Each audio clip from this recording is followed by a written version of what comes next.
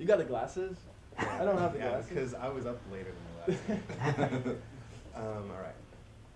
Hey, we're Winter Globes, and you're watching MV Remix.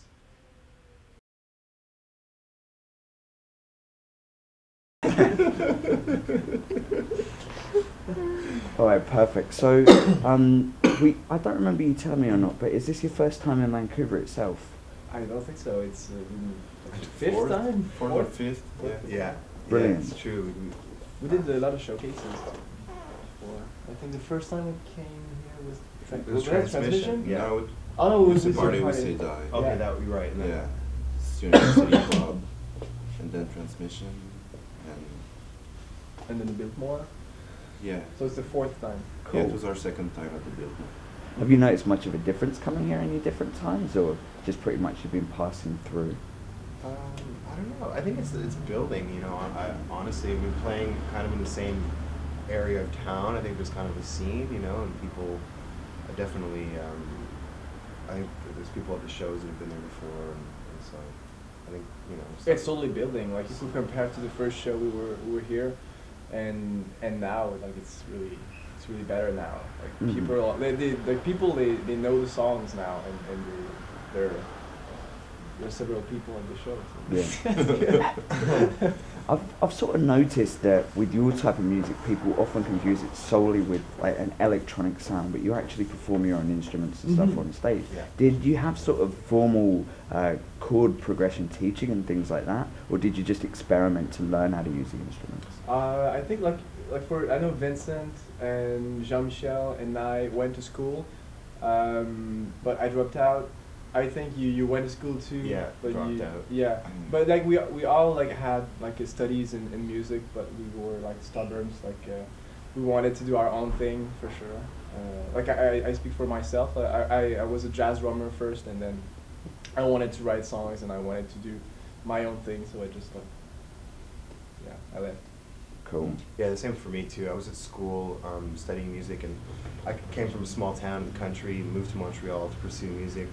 It was a dream that I had of being able to tour and travel via playing drums, and very quickly I met musicians and that were in a touring band, and so I was just like didn't really want to be doing humanities and gym classes anymore. I followed with my music classes, so I left and just started touring, and things just snowballed by being out there playing. You meet people, and so yeah.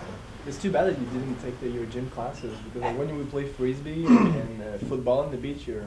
Yeah, I know. you're so. It's because I was taking fitness walking. Actually. Oh, fitness walking. nice. Yes. Oh, So that's cool. why Oh, that's cool. I'm not so good at catching things. Oh, okay. But I can walk. I can really walk. Now, yesterday when I was speaking with you, Patrick, you were saying you're all about your live show. So who are the types of artists that have inspired your show? Because you've got a really, really energetic set. Yeah, we all come from different backgrounds for sure. I was deeply affected by growing up. My first bands that really marked me were like AC/DC and Guns N' Roses, and these bands that like it was all about the live show. Like you know what I mean? Like the record is one thing, but when you see the show live, it's times 10. You know. I think we all have the same philosophy that the record should be something and the show should be something else, because otherwise you can just put the CD on, have some paper, cardboard cutouts of the band, and you know what I mean? What's the point, So we do live versions, we extend songs, and we also use, I think, the live show oftentimes to try out new stuff, which is always fun, because you can get the reaction from the crowd and know, okay, this is working or not. So. Yeah, we're on the road a lot these days, so what happened is like we don't have really the time to rehearse, so we do it like on stage, like, basically. So we have like an idea, we just rehearse it a couple of times in the sound check, and then we would play it. Sometimes it's good, sometimes it's better.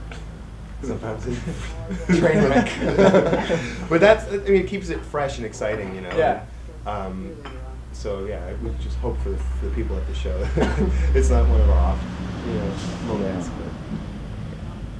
Sort of speaking of new material and experimenting with that, I remember reading some interviews with you, Charles, about how you were talking about for your next album, you wanted to concentrate on someone else mixing it.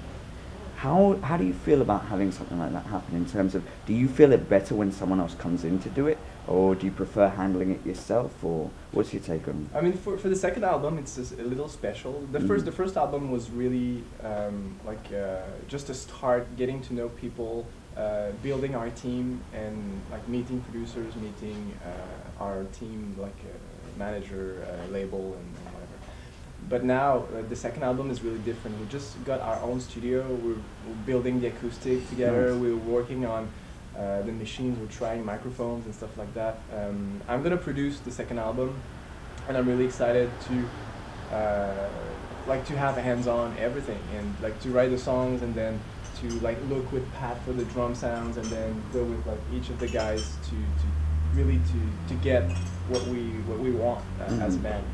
The first album, the parts and the songs were already written, and the second one, it's different because like I have like maybe like a basic idea of the song, and then we're playing it. Like we already started to work, Pat and I together, just like to try like 50 different drum beats on the same song, just to see what can happen. So for sounds too, like yeah, we like tried taking drum heads off and taping things up or putting it in a big room and just like.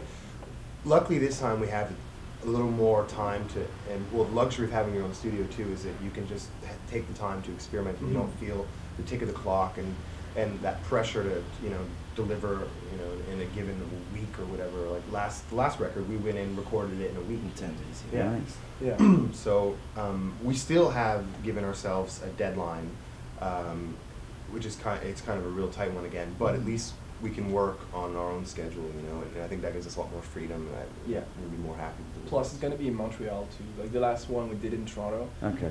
This one's gonna be in Montreal, so we can work like night and day on it, which is kind of good. And yeah, this is gonna.